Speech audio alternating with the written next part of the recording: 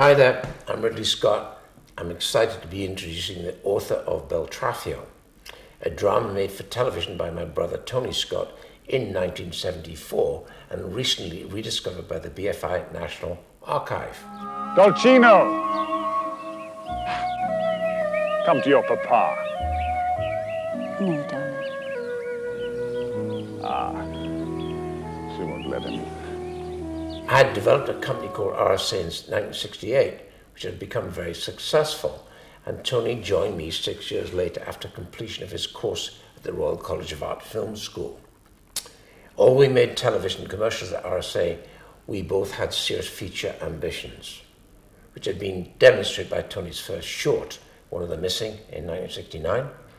This was his adaptation of an Ambrose Bierce story, which became one of the films chosen to launch the new screen at the National Film Theatre, now BFI South Bank.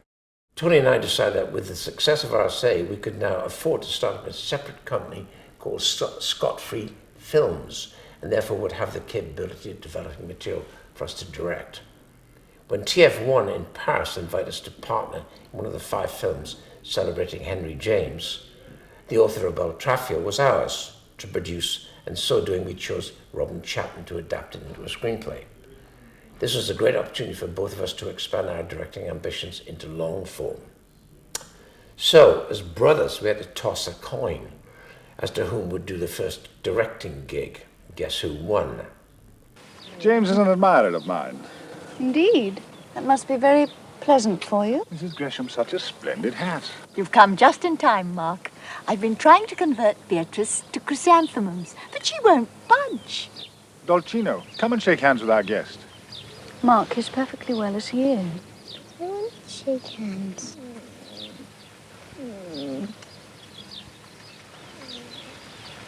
How do you do, American sir? Very well, thank you.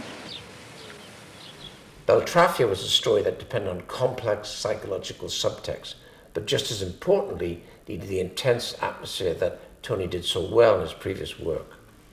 Furthermore, Tony was particularly passionate about Henry James as a storyteller. The quality of Beltraffio assisted Tony securing his first Hollywood gig, The Hunger with David Bowie, Susan Sarandon, and Catherine Deneuve, which would be followed fairly quickly with Top Gun and all the success that came with it. Whilst Tony became associated with action thrillers, Beltraffio reminds us that Tony was a great storyteller and a very accomplished director of actors. Goodbye, my dear. Such delicious scones. Till next Saturday. Dolcino and I will walk to the gate with you. Stay with me, my darling. Can't I go with Papa? Not if I ask you to stay with me. Please don't ask me, Mama.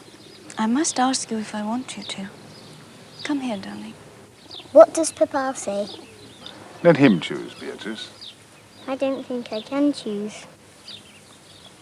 I've been an awful lot with Mama today. And very little with Papa. My dear fellow, I think you've chosen. Tony would have been delighted that Beltraffio was being seen again by a whole new generation of filmmakers and audiences. Good films made for television can so easily be forgotten, so it's terrific that his film has been rediscovered by the British Film Institute.